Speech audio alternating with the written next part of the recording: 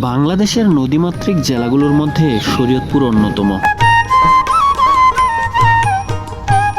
শরীয়তপুরের চরাঞ্চলের মানুষের কাছে সবচেয়ে জনপ্রিয় এবং বহুল পরিচিত এই নৌপথের লঞ্চ ভ্রমণ। সময়ের পালাবদলে কালের বিবর্তনে পদ্মা সেতুর সংযোজনের কারণে শরীয়তপুর জেলার মানুষের কাছে লঞ্চ ভ্রমণ কিংবা নৌপথের চাহিদা কিছুটা কমলেও নির্দিষ্ট কিছু অঞ্চলের মানুষ এখনও নৌপথের পরিবহন ব্যবস্থাকেই সাদরে গ্রহণ করে নিয়েছে।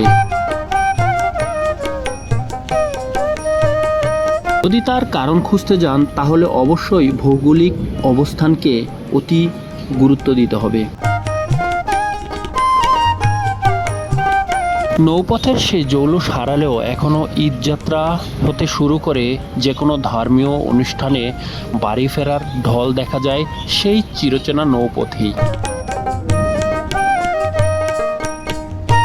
আপনার নৌপথের ভ্রমণের অভিজ্ঞতা আমাদের সাথে কমেন্ট বক্সের মাধ্যমে শেয়ার করতে পারেন।